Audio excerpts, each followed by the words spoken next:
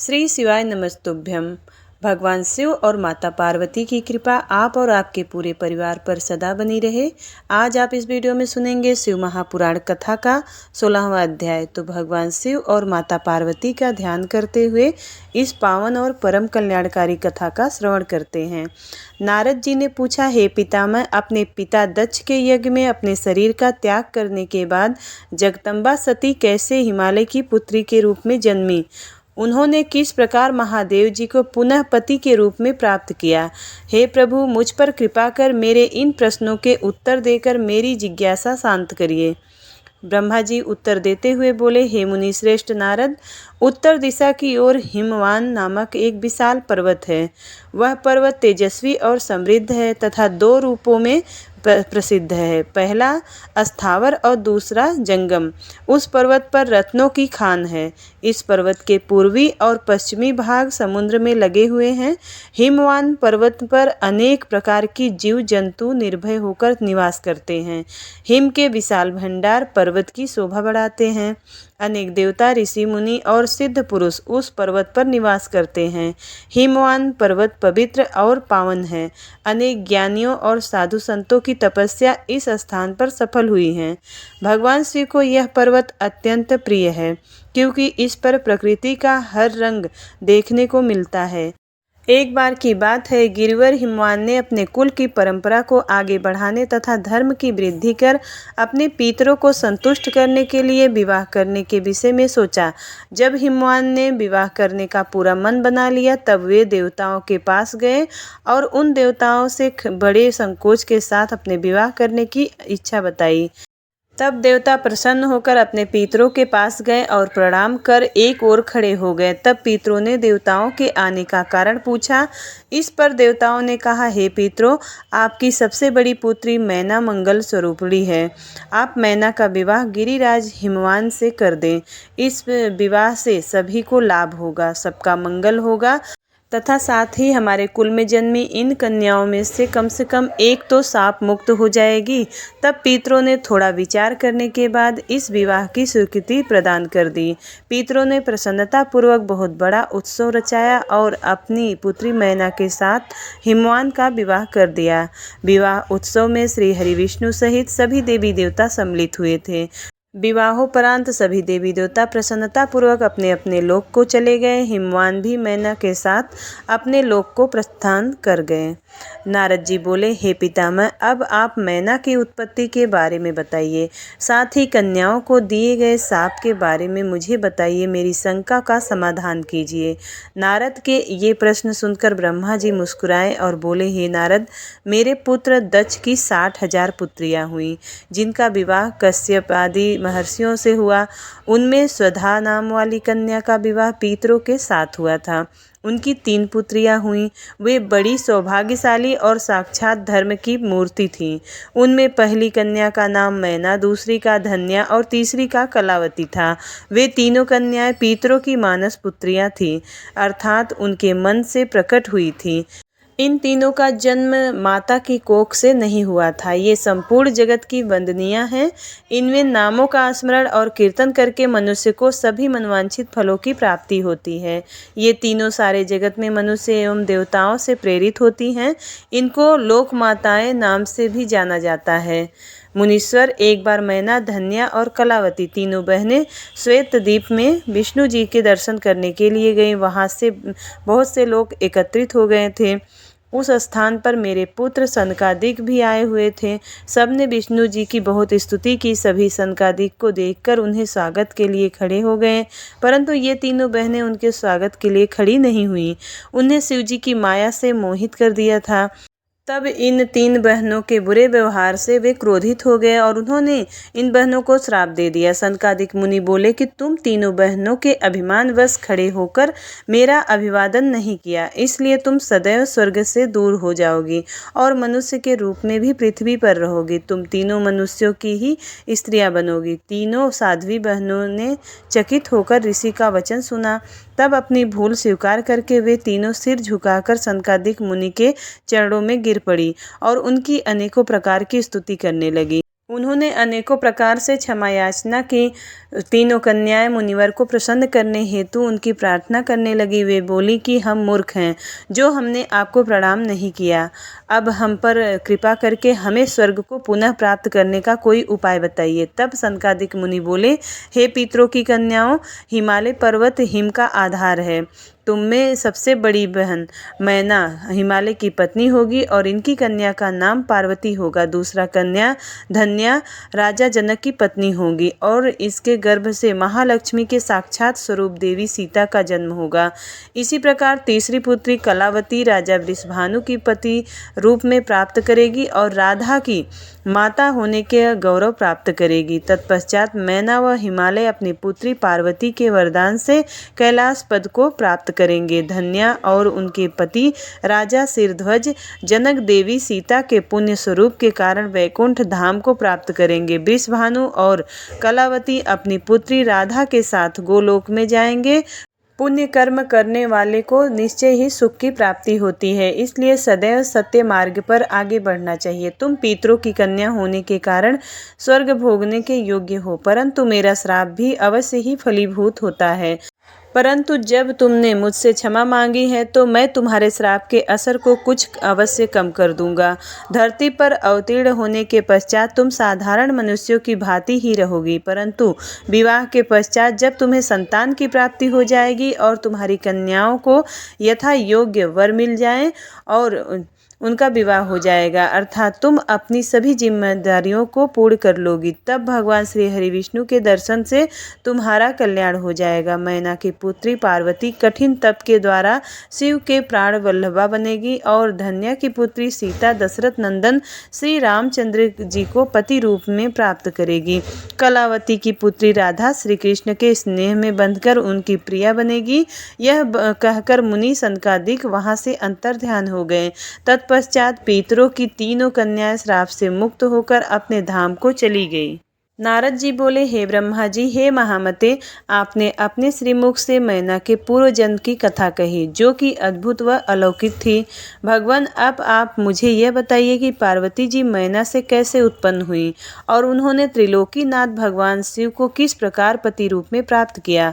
ब्रह्मा जी बोले, हे नारद, मैना और हिमवान के विवाह का बहुत उत्सव मनाया गया। विवाह के पश्चात वे दोनों अपने घर पहुँचे। तब हिमालय और मैना सुखपूर्वक अपने घर में निवास करने लगे।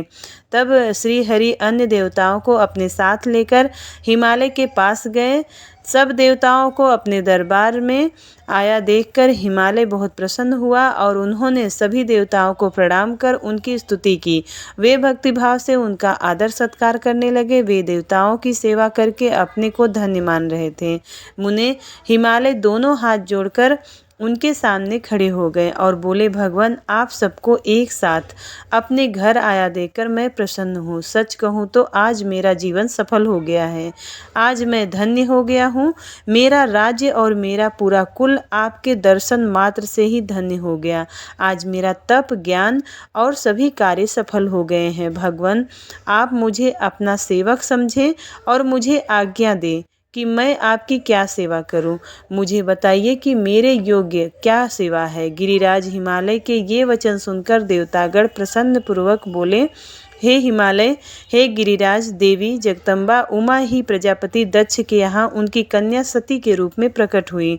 घोर तपस्या करने के बाद उन्होंने शिव जी को पति रूप में प्राप्त किया, परंतु अपने पिता दक्ष के यज्ञ में वे अपने पति का अपमान सह न सकी और उन्होंने योगाग्नि में अपना शरीर भस्म कर दिया। यह सारी कथा तो आप भी जानते हैं। अब देवी जगदम्बा पुनः धरती पर अवतरित होकर शिव जी की अर्धांगिनी बनना चाहती हैं। हे हिमालय, हम सभी यह चाहते हैं कि देवी सती पुनः आपके घर में अवतरित हो। श्री विष्णु जी की यह बात सुनकर हिमालय बहुत प्रसन्न हुए और आदर पूर्वक बोले कि हे भगवान, यह मेरे लिए बड़े सौभाग्य की बात है कि मेरे घर आंगन को पवित्र करने के लिए मेरी पुत्री के रूप में प्रकट होंगी। तब हिमालय अपनी पत्नी के साथ और देवताओं को लेकर देवी जगदम्बा की शरण में गए। उन्होंने देवी का स्मरण किया और श्रद्धापूर्वक उनकी स्तुति करने लगे। देवता बोले, हे जगदम्बे, हे उमे, हे शिवलोक में निवास करने वाली देवी, हे दुर्गे, जुगे हे महेश्वरी, हम सब आपको भक्ति पूर्वक नमस्कार करते हैं। आप परम कल्याणकारी हैं, आप पावन और शांति स्वरूप आदि शक्ति हैं। आप ही परम ज्ञानमयी शिवप्रिया जगदम्बा हैं। आप इस संसार में हर जगह व्याप्त हैं। सूर्य की तेजस्वी किरण आप ही हैं। आप ही अपने तेज से इस संसार को प्रकाशित करती हैं। आप ही जगत का पालन करती हैं।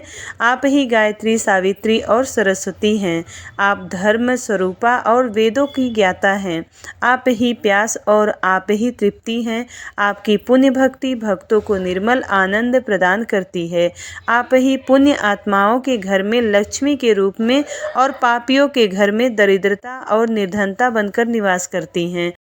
आपके दर्शनों से शांति प्राप्त होती है। आप ही प्राणियों का पोषण करती हैं तथा पंचभूतों के सार तत्व से तत्व स्वरूपा हैं। आप ही नीति हैं और सामवेद की गीति हैं। आप ही ऋग्वेद अथर्ववेद की गति हैं। आप ही मनुष्यों के नाक, कान, आँख, मुंह और हृदय में विराजमान होकर उनके घर में सुखों का विस्तार करती हैं। हे देवी जगदम्बा, इस संपूर्ण जगत के कल्याण एवं पालन के लिए हमारी पूजा स्वीकार करके आप हम पर प्रसन्न हों। इस प्रकार जगत जननी सती साध्वी देवी जगदम्बा उमा की अनेकों बार स्तुति करके सभी देवता उनके साक्षात दर्शनों के लिए दोनों हाथ जोड़कर खड़े हो गए। ब्रह्मा जी बोले, हे नारद, देवताओं के द्वारा की गई स्तुति से प्रसन्न होकर दुखों का नाश करने वाली जगदम्बा देवी दुर्गा उनके सामने प्रकट हो गई। वे अपने दिव्य रत्न जड़ित रथ पर बैठी हुई थी। उनका मुख करोड़ों सूर्य के तेज के समान चमक रहा था। उनका गौरवर्ण दूध के समान उज्जवल था। उनका रूप अतुल्य था। रूप में उनकी तुलना किसी से नहीं की जा सकती थी। वे सभी गुणों से युक्त थी। दुष्टों का संहार करने के कारण वे ही चंडी कहलाती हैं। वे अपने भक्तों के सभी दुखों और पीड़ाओं का निवारण करती हैं। देवी जगदम्बा पूरे संसार की माता हैं। वे ही प्रलय काल में समस्त दुष्टों को उनके बंधु बांधवों सहित घोर निद्रा में सुला देती हैं। वही देवी उमा इस संसार का उद्धार करती हैं। उनके मुखमंडल का तेज अद्भुत है। इस तेज के कारण उनकी ओर देख पाना भी संभव नहीं है। तब उनके अमृत दर्शनों की इच्छा लेकर श्री हरि सहित सभी ने स्तुति की। उसके अमृतमय स्वरूप को देखा और उनके अद्भुत स्वरूप के दर्शनों से सभी देवता आनंदित होकर बोले, हे महादेवी, हे जगदम्बा, हम आपके दास हैं। आपकी शरण में हम बहुत आशा लेकर आए हैं। कृपा करके हमारे आने के उद्देश्य को समझकर हमारे मनोरथ को पूर्ण कीजिए। हे देवी, पहले आप प्रजापति दक्ष की कन्या के रूप में प्रकट होकर रुद्रदेव की पत्नी बनी और ब्रह्मा जी व अन्य देवताओं को दुखों से दूर किया। अपने पिता के यज्ञ में अपने पति का अपमान देखकर स्वेच्छा से अपने शरीर का त्याग कर दिया। इससे रुद्रदेव बड़े दुखी हैं। वे अत्यंत शोकाकुल हो गए हैं। साथ ही आपके यहाँ से चले जाने से देवताओं की जो इच्छा थी वह अधूरी रह गई है। इसलिए हे जगदम्बिके, आप पृथ्वी लोक पर पुनः अवतार लेकर रुद्रदेव को पति रूप में पाइए ताकि इस लोक का कल्याण हो सके और सनत कुमार मुनि का कथन भी पूर्ण हो सके। हे भगवती, आप हम पर ऐसी कृपा करें ताकि हम सभी प्रसन्न हो जाएं तथा महादेव जी भी पुनः सुखी हो जाएं, क्योंकि आपसे वियोग होने के कारण वे अत्यंत दुखी हैं। कृपा करके हमारे सभी कष्टों को, दुखों को दूर करें। हे नारद, ऐसा कहकर सभी देवता पुनः भगवती की आराधना करने लगे। तत्पश्चात हाथ जोड़कर चुपचाप खड़े हो गए। तब उनकी अनन्य स्तुति से देवी उमा को बहुत प्रसन्नता हुई। तब देवी शिव का स्मरण करते हुए बोली, हे हरे, हे ब्रह्मा जी तथा समस्त देवताओं और ऋषि मुनियों, मैं तुम्हारी आराधना से बहुत प्रसन्न हूँ।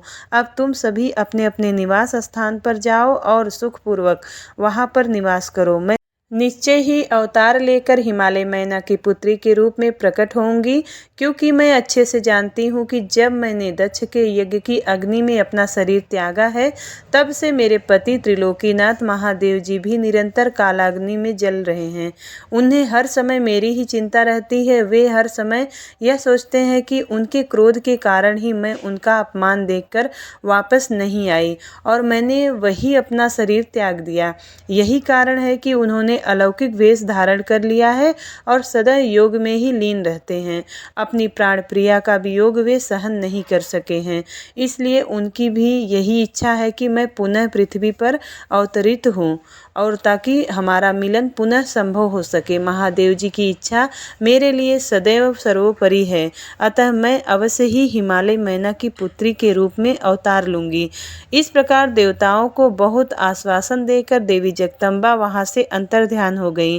तत्पश्चात श्रीहरि व अन्य देवताओं का मन प्रसन्नता से हर्ष से खिल गया और वे उस स्थान को जहाँ देवी ने दर्शन दिए थे अनेकों बार नमस्कार कर अपने अपने धाम को चले गए। नारद जी ने पूछा, हे विधाता, देवी के अंतर्धान होने के बाद आप सब देवता अपने अपने धाम को चले गए, तब आगे क्या हुआ? हे भगवान, कृपा करके मुझे आगे की कथा भी सुनाइए। ब्रह्मा जी बोले, हे मुनि श्रेष्ठ नारद, जब देवी जगदम्बा वहाँ सभी देवताओं और हिमालय को आश्वासन देकर अपने लोक को चली गई, तब श्री हरि विष्णु ने मैना और हिमालय को देवी जगदम्बा को प्रसन्न करने के लिए उनकी स्तुति करने के लिए कहा।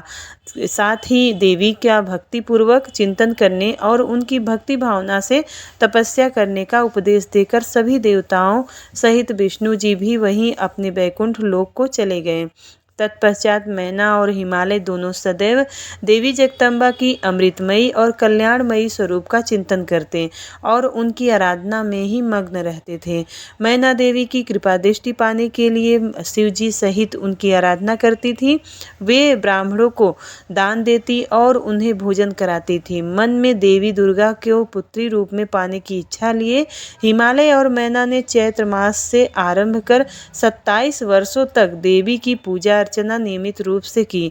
मैना अष्टमी तिथि व्रत रखकर नवमी को लड्डू, खीर, पीठी और श्रृंगार और विभिन्न प्रकार के पुष्पों से उन्हें प्रसन्न करने का प्रयास करती। उन्होंने गंगा के किनारे दुर्गा देवी की मूर्ति बना रखी थी। वे सदैव उसकी नियम से पूजा करती थी। मैना देवी निराहार रहकर पूजा करती, कभी जल पीकर कभी हवा से ही व्रत को पूरा करती। 27 वर्षों तक नियम पूर्वक भक्ति भावना से जगदम्बा दुर्गा की आराधना करने के पश्चात वे प्रसन्न हो गई और तब देवी जगदम्बा ने मैना और हिमालय को अपने साक्षात दर्शन दिए। देवी जगदम्बा बोली, हे गिरिराज हिमालय, मैं महारानी मैना, मैं तुम दोनों की तपस्या से बहुत प्रसन्न हूँ, इसलिए जो तुम्हारी इच्छा हो वरदान मांग सकते हो। हे हिमालय प्रिया मैना, तुम्हारी तपस्या और व्रत से मुझे बड़ी प्रसन्नता हुई है, इसलिए मैं तुम्हें मनवांछित फल प्रदान करूँगी। सो जो इच्छा हो सो कहो। मैं मैना देवी दुर्गा के भक्ति भावना से प्रणाम करके बोली कि देवी जगदम्बिके, आपके प्रत्यक्ष दर्शन करके मैं धन्य हो गई। हे देवी, मैं आपके स्वरूप को प्रणाम करती हूँ और हे माता, हम पर प्रसन्न होइए। मैना के वचनों को सुनकर देवी दुर्गा को बहुत संतोष हुआ और उन्होंने मैना को गले से लगा लिया। देवी के गले लगते ही मैना को ज्ञान की प्राप्ति हो गई। तब जगदम्बा देवी से कहने लगी कि इस जगत को धारण करने वाली, लोकों का पालन करने वाली तथा मनवांछित फलों को देने वाली देवी, मैं आपको प्रणाम करती हूँ। आप ही इस जगत में आनंद का संचार करती हैं। आप ही माया हैं, आप ही योग निद्रा हैं, आप ही अपने भक्तों के शोक और दुखों को दूर करती हैं। आप ही अपने भक्तों को अज्ञानता के अंधेरों से निकाल कर उन्हें ज्ञान रूपी तेज प्रदान करती हैं। भला मैं तुच्छ स्त्री कैसे आपकी महिमा का वर्णन कर सकती हूँ। आप आकार रहित तथा अदृश्य हैं, आप शाश्वत शक्ति हैं, आप परम योगिनी हैं और इच्छानुसार नारी रूप में धरती पर अवतार लेती हैं और आप ही पृथ्वी लोक पर चारों ओर फैली प्रकृति हैं। ब्रह्म के स्वरूप में आपने अपने बस में करने वाली विद्या आप ही हैं। हे जगदम्बा माता, आप मुझ पर प्रसन्न होइए। आप ही यज्ञ में अग्नि के रूप में प्रज्वलित होती हैं। माता, आप ही सूर्य की किरणों को प्रकाश प्रदान करने वाली शक्ति हैं। चंद्रमा की शीतलता भी आप ही हैं। ऐसी महान और मंगलकारी देवी जगदम्बा का मैं स्तवन करती हूँ। माते, मैं आपकी वंदना करती हूँ। संपूर्ण जगत का पालन करने वाली और जगत का कल्याण करने वाली शक्ति भी आप ही हैं। आप ही श्री हरि की माया हैं। हे दुर्गा माँ, आप ही इच्छानुसार रूप करके इस संसार की रचना, पालन और संहार करती हैं। हे देवी, मैं आपको नमस्कार करती हूँ। कृपा करके हम पर प्रसन्न होइए। ब्रह्मा जी बोले, हे नारद, मैना द्वारा भक्ति भाव से की गई स्तुति सुनकर देवी बोली कि मैना, तुम अपना मनवांछित वर मांग लो। तुम्हारे द्वारा मांगी हुई वस्तु मैं अवश्य प्रदान करूंगी। मेरे लिए कोई भी वस्तु अदेय नहीं है। देवी जगदम्बा के इन वचनों को सुनकर मैना बहुत खुश हुई और बोली, हे शिवे, आपकी जय हो। हे जगदम्बिके, आप ही ज्ञान प्रदान करती हैं, आप ही सबको मनवांछित वस्तु प्रदान करती हैं। हे देवी, मैं आपसे वरदान मांगती हूँ। हे माते, आप मुझे 100 पुत्र प्रदान करें और जो बलशाली और पराक्रमी हो, जिनकी आयु लंबी हो, तत्पश्चात मेरी एक पुत्री हो जो साक्षात आपका ही रूप हो। हे देवी, आप सारे संसार में पूजित हैं तथा सभी गुणों से संपन्न और आनंद देने वाली हैं। हे माता, आप ही सभी कार्यों की सिद्धि करने वाली हैं। हे भगवती, देवताओं के कार्यों को पूरा करने के लिए आप रुद्रदेव की पत्नी होइए और इस संसार को अपनी कृपा से कृतार्थ करने के लिए मेरी पुत्री बनकर जन्म लीजिए। मैना के कहे वचनों को सुनकर देवी भगवती मुस्कुराने लगी। तब सबके मनोरथों को पूर्ण करने वाली देवी मुस्कुराते हुए बोली, मैना, मैं तुम्हारी भक्ति भाव से की गई तपस्या से बहुत प्रसन्न हूँ। मैं तुम्हारे द्वारा मांगे गए वरदानों को अवश्य ही पूर्ण करूंगी। सर्वप्रथम मैं तुम्हें 100 बलशाली पुत्रों की माता होने का वर प्रदान करती हूँ। उन 100 पुत्रों में से सबसे पहले जन्म लेने वाला पुत्र सबसे अधिक शक्तिशाली और बलशाली होगा। तत्पश्चात मैं स्वयं तुम्हारी पुत्री के रूप में तुम्हारे गर्भ से जन्म लूंगी। तब मैं देवताओं के हित का कल्याण करूंगी। ऐसा कहकर जगतजननी महेश्वरी देवी जगदम्बा वहां से अंतर्ध्यान हो गई। तब महेश्वरी से अपने द्वारा मांगा गया अभिष्ट फल पाकर देवी मैना बहुत खुशी से झूम उठी। तत्पश्चात वे अपने घर चली गईं। घर जाकर मैना ने अपने पति हिमालय को अपनी तपस्या की पूर्णता और वरदानों की प्राप्ति के बारे में बताया, जिसे सुनकर हिमालय बहुत प्रसन्न हुए। तब वे दोनों अपने भाग्य की सराहना करने लगे। तत्पश्चात कुछ समय बाद मैना को गर्भ ठहरा और धीरे धीरे समय व्यतीत हो गया। समय पूर्ण होने पर मैना ने एक पुत्र को जन्म दिया, जिनका नाम मैनाक रखा गया। पुत्र प्राप्ति की सूचना मिलने पर हिमालय हर्ष से उद्वेलित हो गए और उन्होंने अपने नगर में बहुत बड़ा उत्सव किया। इसके बाद हिमालय के यहाँ 99 और पुत्रों ने जन्म लिया। 100 पुत्र में मैनाक सबसे बड़ा और बलशाली था। उसका विवाह नाग कन्याओं से हुआ। जब इंद्रदेव पर्वतों पर क्रोध करके उनके पंखों को काटने लगे तो मैनाक समुद्र की शरण में चला गया। उस समय पवन देव ने इस कार्य में मैनाक की सहायता की। वहां उसकी समुद्र से मित्रता हो गई। मैनाक पर्वत ही अपने बाद प्रकटे सभी पर्वतों में पर्वतराज कहलाता है। श्री शिवाय नमस्तुभ्यं। शिव महापुराण कथा का 16वां अध्याय समाप्त। उम्मीद करती हूँ वीडियो आपको पसंद आई होगी। यदि वीडियो पसंद आता है तो वीडियो को लाइक ज़रूर करिएगा। चैनल पर पहली बार आए हैं तो सब्सक्राइब ज़रूर करिएगा। मिलती हूँ अगली वीडियो में, तब तक के लिए हर हर महादेव।